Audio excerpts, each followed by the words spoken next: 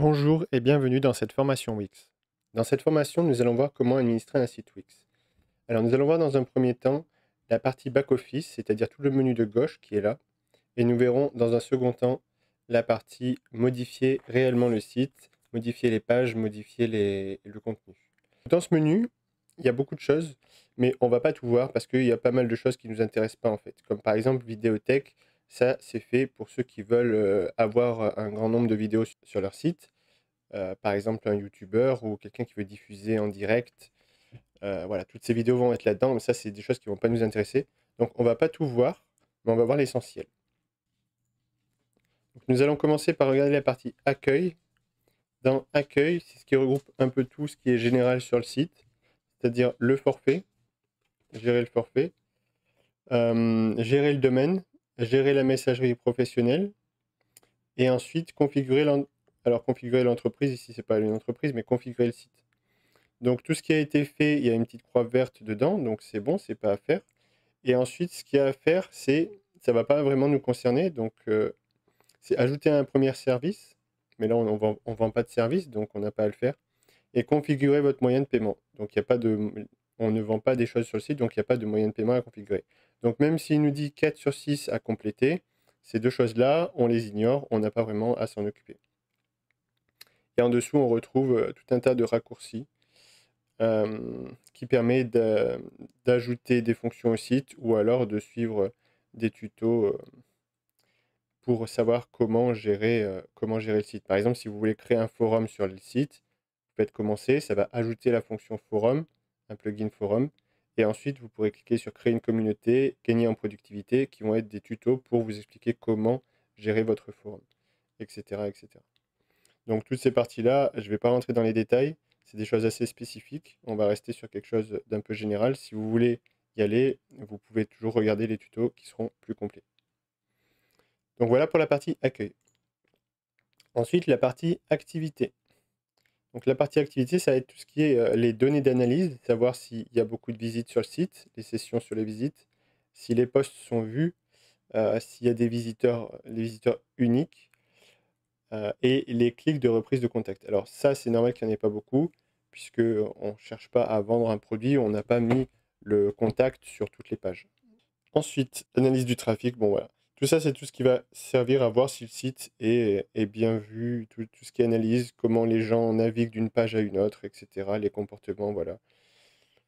Ensuite, le reste, ce n'est pas très utile pour vous. Ça va être plutôt des raccourcis, comme par exemple créer une campagne Google Ads, créer une campagne de Last Email Campaign, ajouter une nouvelle facture. Éventuellement, on a les 3 derniers billets de blog. Donc voilà, c'est tout ce qui est en rapport avec l'activité. Ou alors créer une nouvelle tâche. Si, quand on est plusieurs à collaborer sur le site, on peut créer des tâches pour ses collaborateurs ou pour soi-même. Donc c'est pas ce qui est le plus utile. Donc voilà, activité, c'est en général poursuivre un peu les statistiques. Je pense qu'on n'en aura pas vraiment l'utilité. On n'est pas dans un objectif de rentabilité. On va passer directement sur blog. Ça, c'est la grosse partie qui va nous intéresser, de mettre à jour les billets de blog pour tenir les gens informés des activités de la mairie et de ce qui se passe dans la commune. Donc, on va aller voir directement le blog.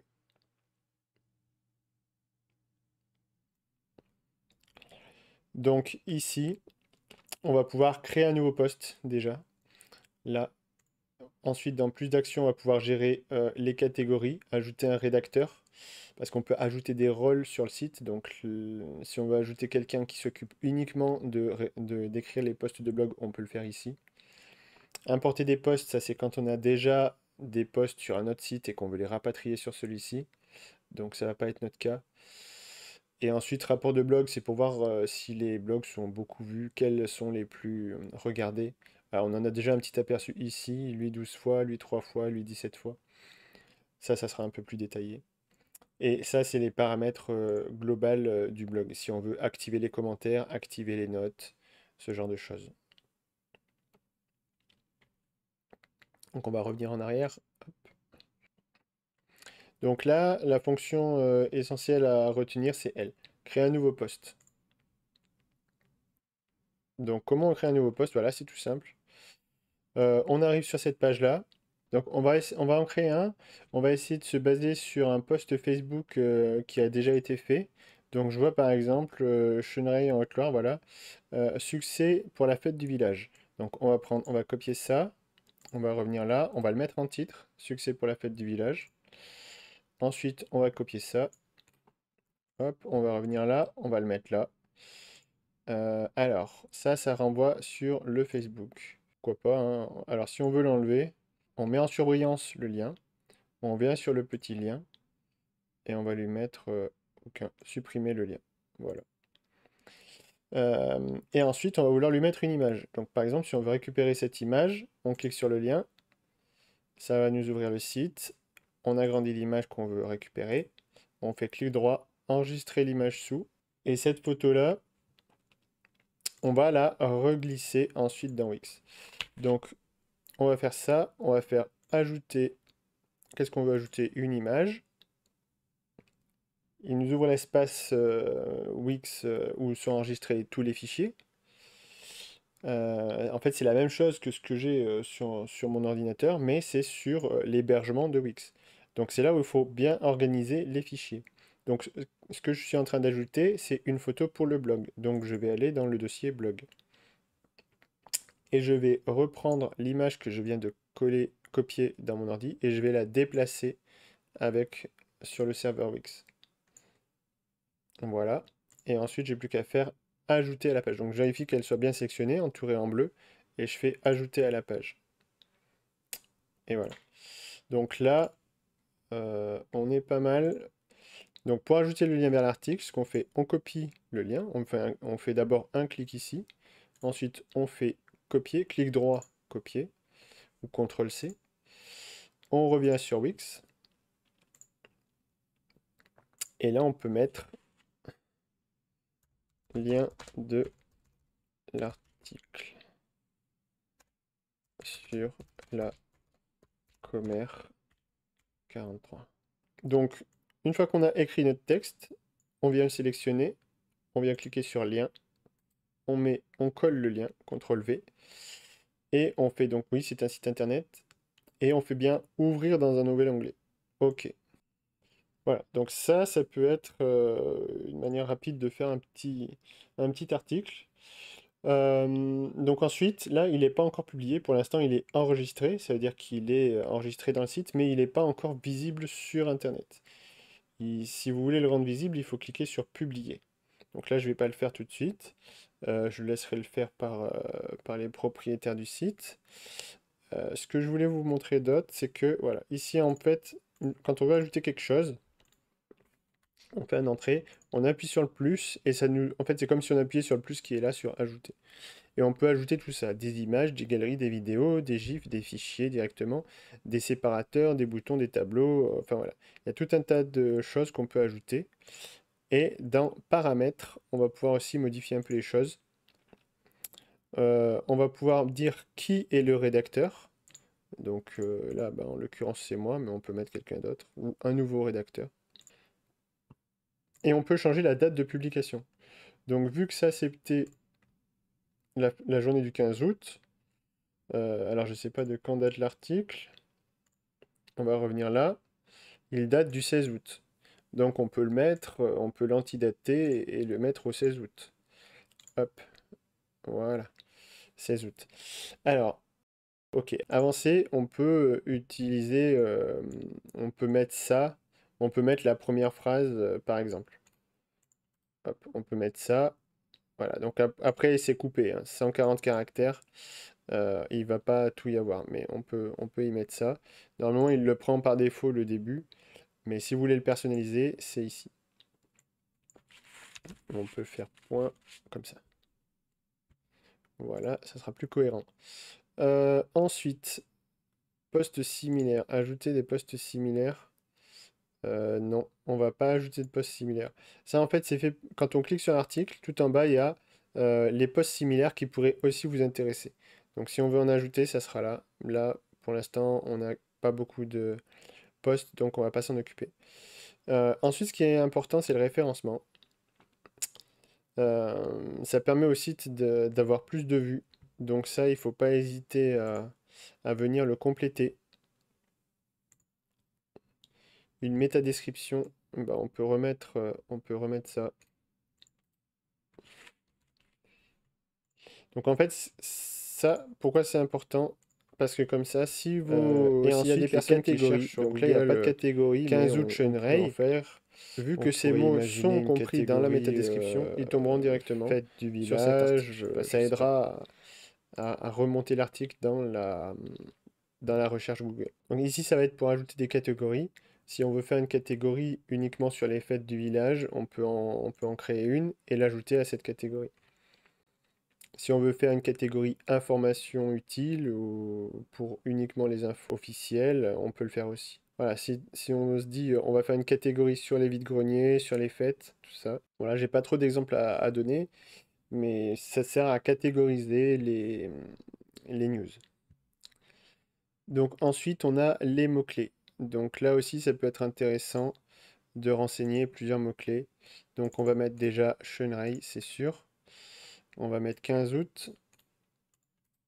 On va mettre fête. Voilà, on peut en renseigner jusqu'à 30. On peut mettre feu d'artifice.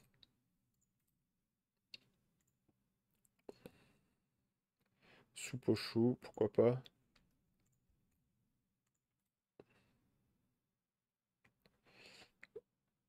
Vide-grenier. Voilà, donc ça, c'est pas obligatoire, c'est uniquement pour améliorer un peu le référencement. Ensuite, la monétisation, on va pas s'en occuper. Et la traduction, on va rester en français, donc on va pas s'en occuper. Donc voilà, c'est assez simple. L'essentiel, c'est ça, c'est mettre le titre, de mettre le contenu de l'article. On peut faire des mises en forme si vous voulez mettre du gras ou voilà, etc. On peut faire ça ici. Et ensuite mettre une image. Alors toujours mettre une image par contre. Ça c'est un peu obligatoire.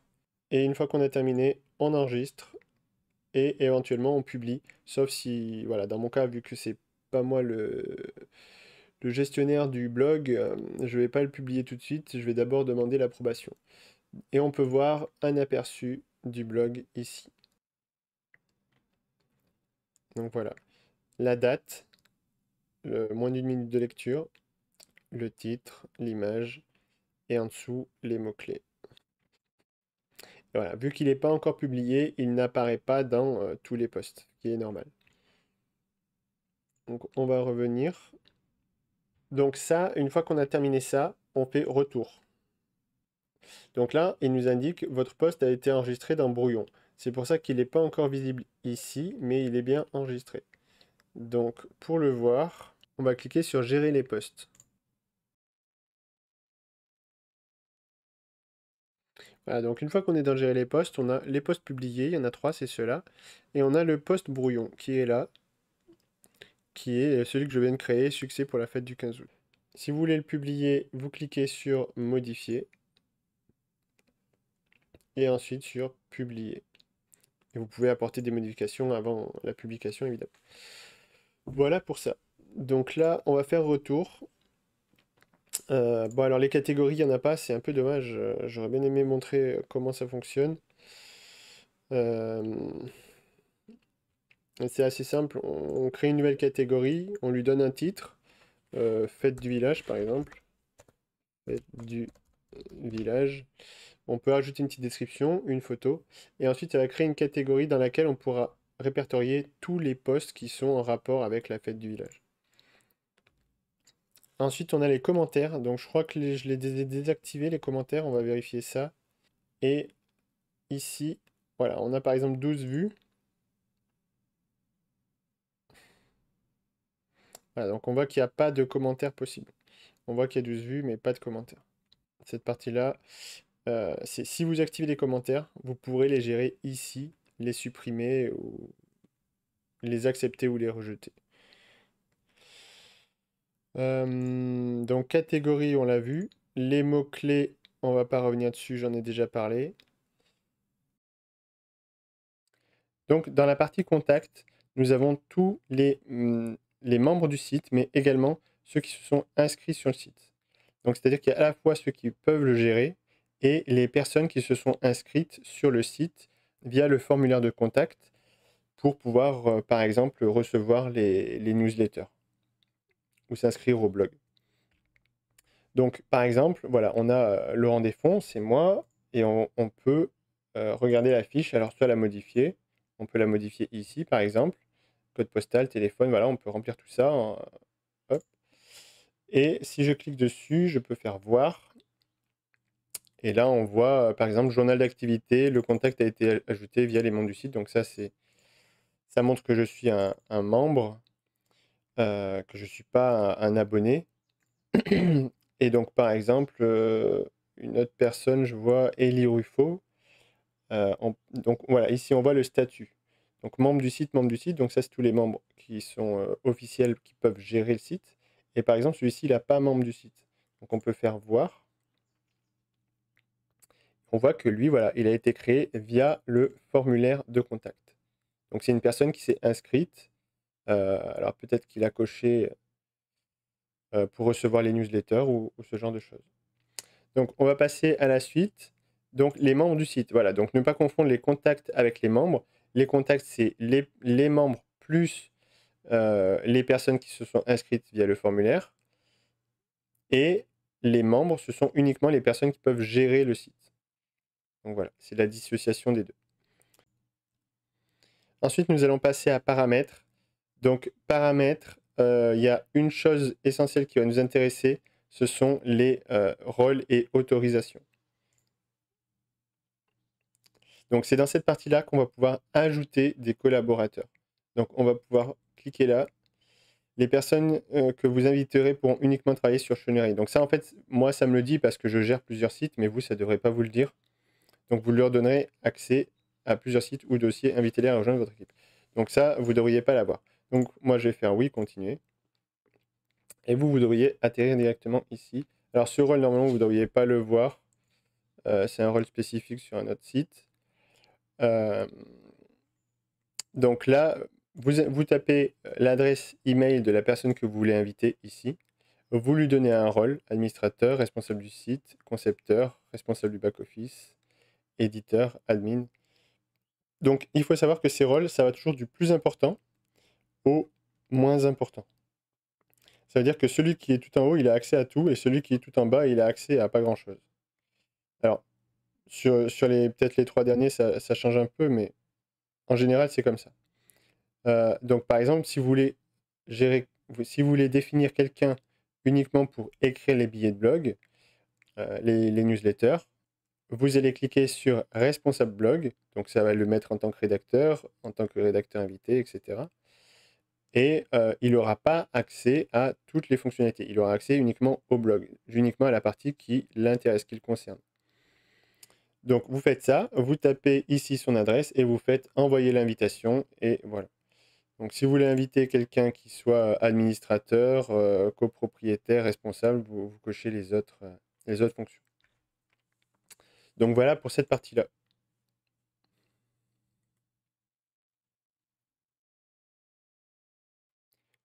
Ok, et maintenant nous allons voir la partie système de gestion de contenu CMS. Donc ça en fait c'est ce qui sert à gérer les bases de données. Et dans le site nous en avons quelques-unes. Nous avons par exemple l'annuaire qui est géré par base de données. Donc l'annuaire, nous le trouvons ici.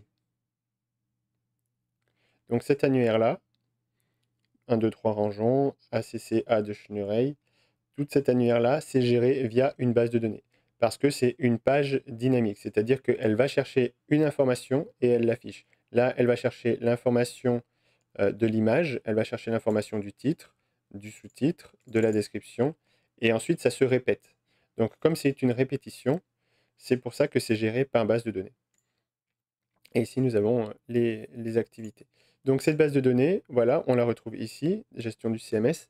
Donc on a bien toute la liste des entreprises, sa catégorie, sa description, son activité. Donc si vous voulez changer les choses, ça sera ici pour cette partie annuaire. Alors, chaque colonne a un type de contenu. Par exemple, ici, on voit le T, il est comme ça, parce que c'est un type texte. Ici, le T, il est souligné et en italique parce que c'est un type de contenu qui est différent. C'est un type de texte enrichi. C'est-à-dire que là, on a uniquement un texte, on ne va pas pouvoir gérer sa mise en forme, mais ici, nous avons un contenu enrichi, c'est-à-dire qu'on peut lui dire on a du gras, on a du souligné, etc., etc. Toutes ces petites mises en forme là. On peut même mettre des liens. Donc voilà la différence au niveau des types de colonnes. Et nous avons à la fin la colonne de type galerie. Et donc dans cette galerie, on peut ajouter des photos. Donc comment on fait? On vient là, on clique sur le plus, et ensuite on fait ajouter un média. Et là, ça nous envoie sur les fichiers du site. Donc les fichiers du site, ça c'est comme sur un stockage d'ordinateur, sauf que c'est stocké en ligne. Donc si vous voulez ajouter une image, vous allez la chercher sur votre espace de stockage, vous la glissez ici, après vous la rangez dans le dossier approprié. Alors, essayez de bien ranger. Par exemple, annuaire, toutes les photos d'annuaire sont là. Donc si vous créez une nouvelle personne pour l'annuaire, une nouvelle entreprise, faites bien créer un dossier,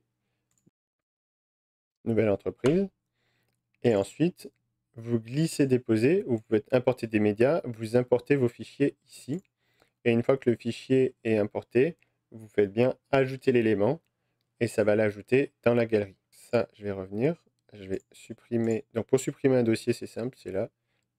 On peut le renommer. On va faire placer dans la corbeille. Alors oui, il y a un système de corbeille, c'est-à-dire quand on supprime quelque chose, ça ne va pas directement être supprimé, ça va d'abord aller dans la corbeille et ensuite il faut supprimer ce qui est dans la corbeille. Donc les fichiers du site, admettons, je prends cette photo-là, ou celle-ci, le Mont Mézin. On va faire ajouter l'élément. Ok, donc là ça m'ouvre ma galerie. Donc là il n'y en a qu'une, alors je vais en ajouter une deuxième pour qu'on comprenne bien. Hop, 1, 2, 3, voilà. Donc là, c'est ma galerie. Je peux changer l'ordre des photos. Une fois que tout est bon, je fais enregistrer. Et voilà. Et mes images apparaissent dans ma galerie. Donc ça veut dire que maintenant, si je vais sur ACCA de Chenilleray, il y aura ces images-là qui vont défiler. Donc là, c'était juste pour l'exemple, c'était juste pour vous montrer. Donc je vais faire supprimer la galerie. Voilà. Donc ça, c'est si on veut ajouter une colonne, mais vous n'aurez pas à le faire. Et si vous voulez ajouter une ligne, donc une nouvelle entreprise, il faut cliquer ici, ajouter un élément. Ça va vous ajouter une ligne et après, il n'y aura plus qu'à remplir les champs. Alors, catégorie, c'est un peu particulier. Si vous voulez écrire la catégorie, il vaut mieux faire un copier-coller d'un nom qui existe déjà parce que là, le moindre changement, si vous mettez par exemple un A minuscule à la place d'un A majuscule, ça risque de tout faire bugger. Bien faire attention à l'orthographe lorsque vous ajoutez une catégorie. Donc voilà pour la partie annuaire. Donc ça, c'était une des bases de données. Des bases de données, il y en a encore 3. Donc il y a le calendrier. C'est ce qu'on retrouve dans mairie calendrier annuel. Donc le calendrier, voilà, on a janvier, le texte de description, une photo avril, texte de description photo, etc. etc. Donc ça, si vous voulez changer ces informations, c'est également une base de données. Donc il va falloir le changer ici. Donc voilà, les colonnes, si on ne voit pas tout ce qui est écrit, on peut étirer. Et quand on veut changer, on double-clique et on change le texte. Et ça, c'est l'ordre, c'est pour savoir dans quel ordre elles sont. Parce que sinon, par défaut, il aurait affiché la dernière enregistrée. Et la dernière enregistrée, c'était décembre, vu que j'ai commencé dans le sens inverse. Donc voilà à quoi sert l'ordre. Voilà pour ça. Ensuite, qu'est-ce qu'on a comme base de données? On a les comptes rendus municipaux. Donc ça, c'est le téléchargement des PDF. Donc les comptes rendus municipaux, on les trouve dans la page mairie. Donc dans la page mairie, on a ici compte rendu des conseils municipaux. Quand on clique dessus, on le télécharge. Donc ça, si vous voulez en ajouter ou en remplacer, ça va être là. On va faire ajouter un élément. Ici, on tapera toujours compte rendu du. Ça, c'est obligatoire. Ici, vous mettez le document à télécharger. Et ici, vous mettez la date. Donc ça, c'est un format date. Donc vous avez juste à cliquer et à choisir la date. Par exemple, on va dire août, 17 août. Je mets un peu au hasard. 17 août. Et ici, vous allez chercher le fichier. Donc pareil, il faudra l'uploader. Donc là, on va l'enregistrer dans compte rendu municipal. Voilà. Et là, vous avez tous les PDF. Donc quand vous téléchargez votre compte rendu, je vais le faire avec une donnée d'exemple. Imaginons je télécharge mon PDF. Je le déplace dans la fenêtre.